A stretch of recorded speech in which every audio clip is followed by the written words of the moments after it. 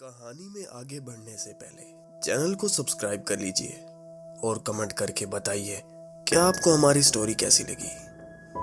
आज की कहानी इंडिया की हंटेड जगहों में से एक भंगड़ की है। रोहित, कल्पना और वरुण तीनों बहुत अच्छे दोस्त थे और दिल्ली में रहते थे। इनको हंटेड जगह जाने का बहुत शौक था। वो हमेशा से भूत को देखना चाहते थे। रोहित हमेशा ऐसी जगह देखता रहता। भांगड़ के किले के बारे में कल्पना और वरुण को बताया, जिस पर वरुण ने मना कर दिया क्योंकि उसने भांगड़ के बारे में काफी बातें सुन रखी थी। पर रोहित और कल्पना ने वरुण को किसी न किसी तरह मना लिया। सर्दियों के दिन थे। ये तीनों रात को भांगड़ के किले के लिए निकल पड़े। रात को रास्ते में वरुण ने रोहित और कल्पना को डरते हुए बताया कि देखो दोस्तों, मुझे बहुत डर लग रहा है वहां जाने में। तुम्हें पता है वहां शाम 5 बजे के बाद कोई नहीं जाता, क्योंकि 5 बजे के बाद वहां आत्माएं घूमती हैं। तो इस पर कल्पना बोली कि वरुण, तुम कितने डरपोक हो, हम और भी जगह जा चुके हैं, तुम्हें आज तक कोई भूत मिला? तो वरुण ने कहा, कल्पना तुम्हें पता है वहां गवर्नमेंट ने बोर्ड पर लिख रखा है कि शाम 5 बजे के बाद किले के अंदर जाना मना है। देखो, मैं अभी मना कर रहा हूं, रहने देते हैं। उन दोनों को झगड़ते हुए रोहित ने कहा, यार तुम दोनों चुप करके सफर का मजा लोगे या नहीं?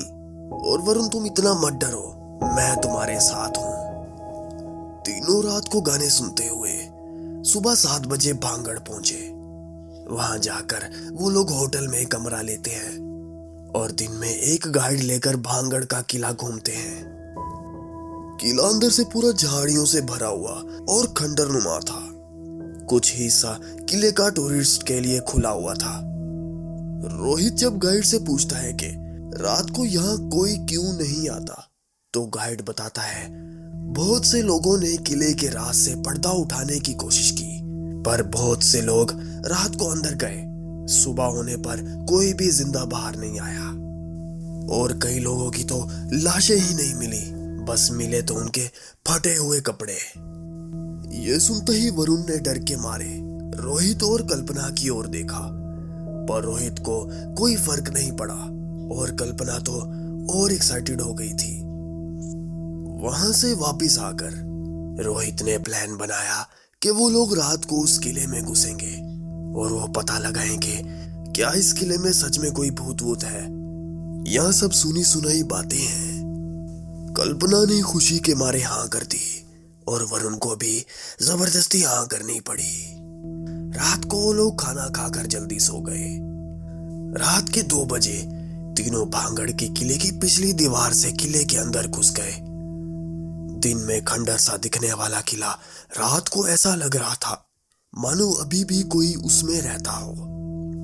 वो तीनों किले के अंदर की ओर घूमते हुए डर रहे थे, क्योंकि अब वो किला अंदर से बिल्कुल नया दिख रहा था। उन्होंने वहां से वापस निकलने का सोचा कि तभी छन छन पायल की आवाज आई। उनको ऐसा महसूस हो रहा था कि कोई पायल पहने उनकी ओर आ रहा है। वो तीनों एक साइड पर जाकर छुप गए। पायल की आवाज उनकी तरफ करीब आते हुए उन्हें साफ सुनाई दे रही थी। अचानक से वो आवाज बंद हो गई तो वो तीनों उठकर उस दीवार की ओर भागने लगे जहां से वो चढ़े थे। भागते भागते जब उन्होंने पीछे देखा तो उनके कदम रुक गए, क्योंकि किले के अंदर का हिस्सा अब मशालों की रोशनी से जगमगा रहा था। ये सब देखकर उनको अपनी आंखों पर यकीन नहीं हो रहा था कि ये वही किला है जहां से वो तीनों दिन में घूमने आए थे। कल्पना डरते हुए बोली कि रोहित, चलो यहाँ से, मुझे यहाँ कुछ ठीक नहीं लग रहा। जिस पर वरुण ने बोला, देखा मैंने कहा था ना तुम लोगों से यहाँ मत आओ। रोहित ने उन दोनों को चुप करवाया और बोला कि तुम घबराओ नहीं, मैं तुम दोनों के साथ हूँ। पर अंदर ही अंदर खुद भी रोहित हैरान था कि रात के टाइम किला नया कैसे हो गया। यही सब देखते हुए वो लोग किले के एक दरवाजे पर पहुंचे, जो दिन में तो लोहे की सलाखों से बंद कर दिया गया था, पर अब वहां कोई सलाखें नहीं थीं। हैरानी की बात यह थी कि पूरा किला तो नया दिख रहा था, पर उस दरवाजे के अंदर वाला कमरा अभी भी खंडर था। रोहित उस कमरे के अंदर जाने लगा, तभी कल्पना ने उसे रोक दिया कि रोहित वहां मत जाओ, कुछ ठीक नहीं लग रहा। यह दरवाजा दिन में बंद किया हुआ था। जवाब में रोहित ने बोला कि कल्पना तुम डरना बंद करोगी, एक बार देखने में क्या दिक्कत है। इस पर तीनों उस दरवाजे को धीरे धीरे पार करके कमरे में दाखिल हुए, जहां एक मनुष्यत उन तीनों को महसूस होने लगी। उस कमरे में पहुंचते ही उन्हें थोड़ी दूर एक पेंटिंग दिख रही थी। रोहित ने जैसे ही आगे आकर उस पेंटिंग को देखने की कोशिश की तो उस पेंटिंग से एक जोरदार चीखने की आवाज आई। डर के मारे उन तीनों ने इधर उधर एक दूसरे को देखा तो वहां कोई भी नहीं था। इस पर रोहित ने कहा कि लगता है हमें कुछ वहम हुआ है। तभी रोहित धीरे धीरे फिर से उस पेंटिंग की तरफ जाने लगा। उस पेंटिंग के पास जाते ही रोहित ने जब पेंटिंग को गौर से देखा तो रोहित के होश उड़ गए। वो पेंटिंग एक शैतान की पेंटिंग थी। रोहित जब उस पेंटिंग के और नजदीक गया तो उस कमरे में से अजीब और गरीब आवाजें आने लगी। ये सुनते ही तीनों डर के मारे वहां से भागने लगे।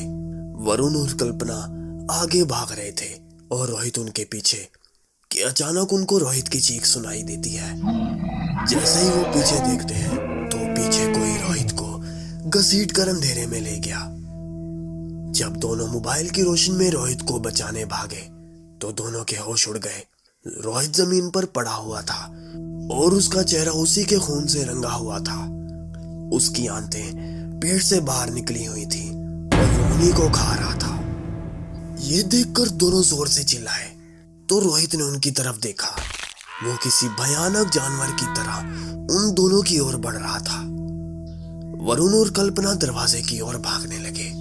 भागते भागते वरुण नीचे गिर गया। रोहित ने एक ही छलांग मारी और वरुण की छाती पर जाकर बैठ गया और अपने दोनों हाथों से वरुण की छाती को फाड़ डाला। कल्पना ने जब ये देखा तो उसकी चीखों से पूरा किला हिल गया। उसकी चीख सुनकर रोहित गुर्राता हुआ उसकी ओर बढ़ा। कल्पना सपने से वहीं खड़ी थी। रोहित बड़े आराम से उसके पास आया और एक ही झटके से उसकी गर्दन को उसके शरीर से अलग कर दिया। सुबह हो चुकी थी। किला अब खंडर नजर आ रहा था और वो दरवाजा अब सलाखों के पीछे था। पर रोहित और कल्पना और वरुण का कोई नामो निशान नहीं था। उनके घर वालों को आज तक नहीं पता कि भांगड़ से वो लोग कहां लापता हो गए। अगर आप भी किसी भूतिया जगह जाते हैं तो याद से वहां लिखी चेतावनी का प्लान करें, नहीं तो आपके साथ भी वही हो सकता है जो रोहित, कल्पना और वरुण के साथ हुआ। चैनल को सब्सक्राइब करें और बेल आइकन हिट करें ताकि हमारी हर आने वाली वीडियो आप तक पहुंच सके।